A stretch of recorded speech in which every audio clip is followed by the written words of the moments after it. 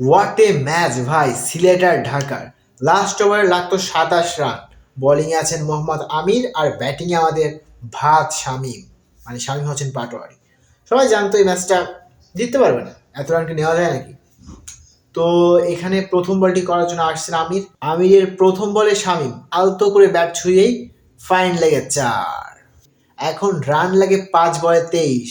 দ্বিতীয় বলটি করলেন এবং এটা বাউন্সারের কারণে হোয়াইট হয়ে গেল। পরের বল আবার বাউন্সার মারছে এবং পরপর দুইটা বাউন্সার মারার কারণে এটা নো বল হয়ে যায়। ফ্রি হিট বলে শামীম পাটোয়ারি পেছন দিকে নো লুক শট মেরে দেন এবং ওটা ছক্কা হয়ে যায়। এখন 4 বলে লাগে 15 রান। এর মধ্যেই শামীম পাটোয়ারি একটা ডট বল খেলে ফেলে এবং তখন আর লাগে 3 বলে 15 রান। এবার মোহাম্মদ আমির একটা ইয়র্কার মারতে যায়, কিন্তু এটা ফুল টস পড়ে যায় এবং শামীম এটাকে 4-এ পরিণত করে। এখন 1 বলে লাগে 7 রান, যদি 6 মারে তাহলে হয়ে যাবে ড্র। লাস্ট বলে মোহাম্মদ আমির একটা সুন্দর ইয়র্কার মেরে দেয় এবং ডট বলে ম্যাচটি জিতে যায়।